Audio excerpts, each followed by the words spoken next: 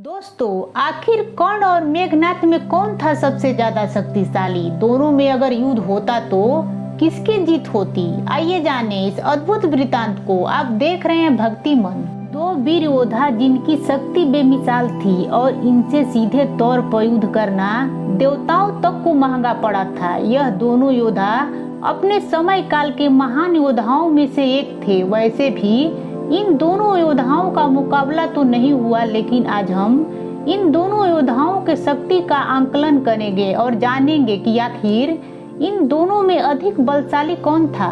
वह दो योद्धा कोई और नहीं बल्कि रामायण काल के इंद्र को हराने वाला रावण पुत्र इंद्रजीत था, और वही दूसरी तरफ महाभारत के एक शक्तिशाली योद्धा यानी सूर्य पुत्र दानवीर मेघनाद, जो कि एक अति महारथी योद्धा था। उसके टक्कर का योद्धा केवल भगवान परशुराम थे, जो मूल रूप से रामायण के पहले से थे। मेघनाद तीनों अंतिम शक्तियां ब्रह्मास्त्र, नारायण और पशुपात्र का जानकार था। माना इंद्रजीत बहुत शक्तिशाली और संपूर्ण योद्धा था, लेकिन बिना मायावी युद्ध के वो लक्ष्मण को हरा नहीं सकता था, जबकि कर्ण अपने समय के लगभग ज्यादातर योद्धाओं को हराने में सक्षम था।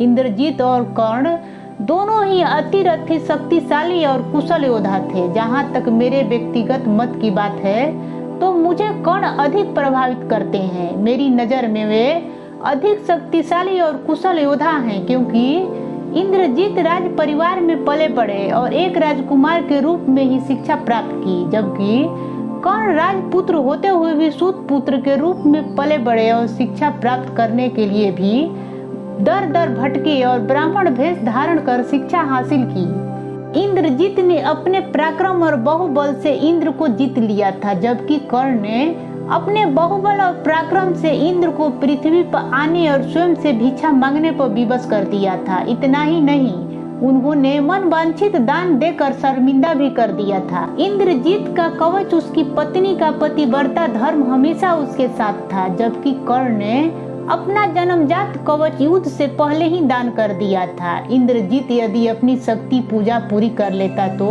उसे जीतना आसान न था। इंद्रजीत ने विजय की संभावना वाले युद्ध किया, जबकि कर्ण ने निश्चित हार को सामने देखकर भी बड़े पराक्रम से युद्ध किया। यह भगवान श्री कृष्ण द्वारा अर्जुन से कही गई बात, जो द्रोण पर्व अध्याय 180 में वर्णित है।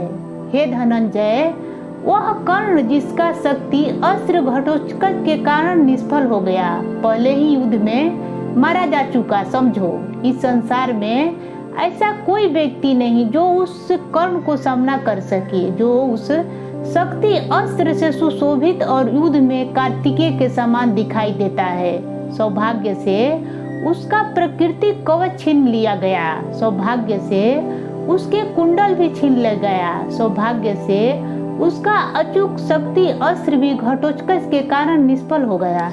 प्राकृतिक कवच पहनते हुए और अपने प्राकृतिक कुंडलों से सुशोभित कर्ण, जो अपने इंद्रियों पर नियंत्रण रखता था, अकेले ही तीनों लोकों के देवताओं सहित पराजित कर सकता था। ना तो वासव, ना ही जलों के देव वरुण, ना ही यमराज, कोई भी उससे सामना करने का साहस नहीं कर सकता था। वास्तव में यदि वह मनुष्य में श्रेष्ठ कर्ण कवच और कुंडल धारण किए हुए होता तो ना तो तुम जो गांडीव का साधना करते हो और ना ही मैं जो अपने सुदर्शन चक्र उठाता हूँ, युद्ध में उसे पराजित नहीं कर सकते थे। दोस्तों, दोनों योद्धा अलग अलग समय में आते हैं, इसलिए उनके तुलना नहीं किया जा सकता है। दोनों ही महान योद्धा थे, लेकिन अलग अलग परिस्थितियों में अलग अलग समय में युद्ध होने के कारण आपस में तुलना नहीं कर सकते। लेकिन दोनों युद्ध कला में एक मूलभूत अंतर था। जहां इंद्रजीत मायावी युद्ध यानी कि राक्षसी युद्ध में पारंगत था, वही कर्ण एक क्षत्रिय युद्ध के लिए जाना जाता था।